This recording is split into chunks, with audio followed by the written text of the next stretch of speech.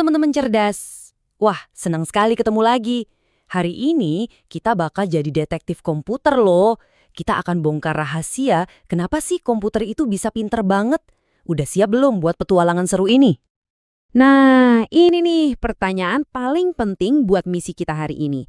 Pernah kepikiran nggak gimana caranya kita ngobrol sama komputer? Terus gimana komputer ngejawab kita? Yuk kita cari tahu bareng-bareng jawabannya. Oke, para detektif cilik, misi kita resmi dimulai. Jadi gini, setiap komputer, mau itu laptop gede di meja atau tablet yang lagi kamu pegang, ternyata dia punya 3 pekerjaan rahasia. 3 pekerjaan inilah yang bikin komputer kelihatan ajaib. Nah, ini dia nih 3 pekerjaan rahasianya. Pertama, komputer itu menerima data. Anggap aja dia lagi dengerin perintah kita. Kedua, dia mengolah data. Itu, dia mikir dulu nih.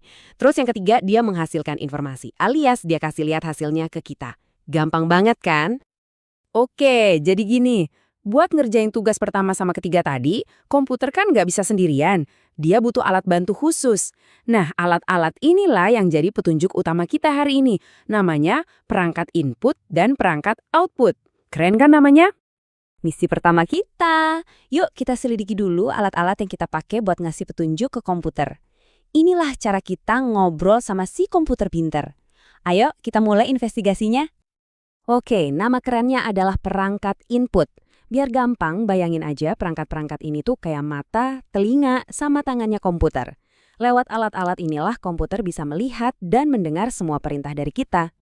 Yang pertama, pasti udah pada tahu dong, keyboard.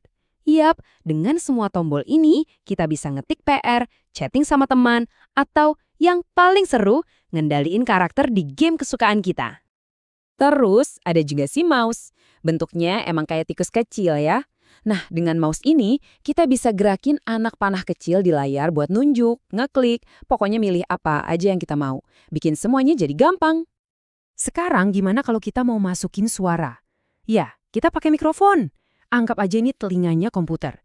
Waktu kita ngomong, nyanyi, atau bahkan teriak di depannya, suara kita langsung masuk dan bisa direkam sama komputer. Kalian punya gambar keren di buku gambar. Nah, kita bisa masukin ke komputer pakai scanner. Cara kerjanya mirip mesin fotokopi, tapi bedanya hasilnya itu langsung jadi file gambar di dalam komputer. Wah, canggih ya? Dan ini dia webcam. Ini adalah matanya komputer. Kalian pasti sering pakai ini kan buat video call sama kakek nenek atau teman-teman. Nah, webcam inilah yang ngambil gambar kita biar bisa kelihatan di layar mereka. Oke, misi pertama beres. Kita udah jago nih cara ngasih perintah ke komputer.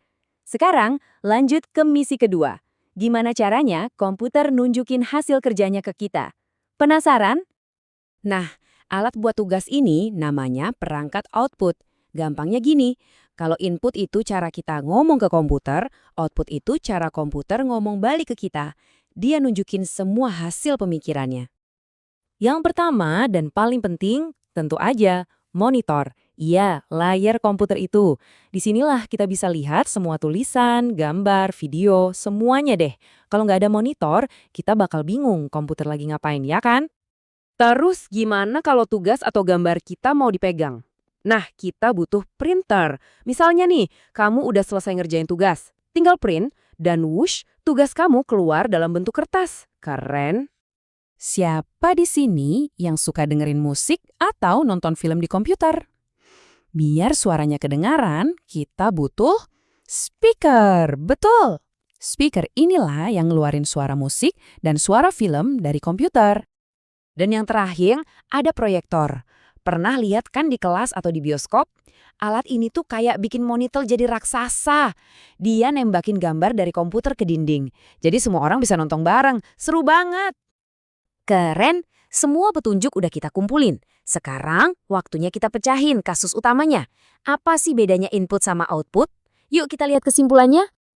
Oke, ini dia inti dari kasus kita. Gampang banget kok ngingetnya. Input itu untuk memasukkan informasi ke dalam komputer. Ingat, in artinya masuk. Kalau output itu untuk mengeluarkan informasi keluar dari komputer. Out artinya keluar. Masuk dan keluar. Simpel banget kan? Selamat para detektif. Misi kita hampir selesai loh. kalian udah hebat banget ngumpulin semua petunjuk. Tapi tunggu dulu. Ada satu tantangan terakhir buat ngetes kehebatan kalian. Siap? Ini dia pertanyaannya. Kalau kamu lagi asyik dengerin lagu di komputer, alat apa sih yang lagi bekerja biar kamu bisa dengerin lagunya? Ayo coba tebak. Itu alat input atau output ya? Dan jawabannya adalah speaker. Betul banget. Kenapa? Soalnya speaker kan tugasnya mengeluarkan suara dari komputer. Suaranya keluar biar kita bisa dengar. Makanya speaker itu perangkat output. Wah, kerja bagus detektif. Kalian semua luar biasa. Mulai hari ini, kalian resmi diangkat jadi detektif komputer. Kalian berhasil memecahkan kode rahasia cara komputer bekerja dengan dunia di sekitarnya. Keren banget. Kasih tepuk tangan buat diri sendiri dong. Nah, penjelasan hari ini selesai. Tapi misi kalian sebagai detektif masih lanjut loh. Coba deh lihat di sekeliling kalian. Di HP mama papa, di TV, atau di mesin kasir di supermarket. Kira-kira kalian bisa nemuin alat input dan output lain nggak ya? Oke deh, sampai ketemu di petualangan kita selanjutnya ya. Dadah!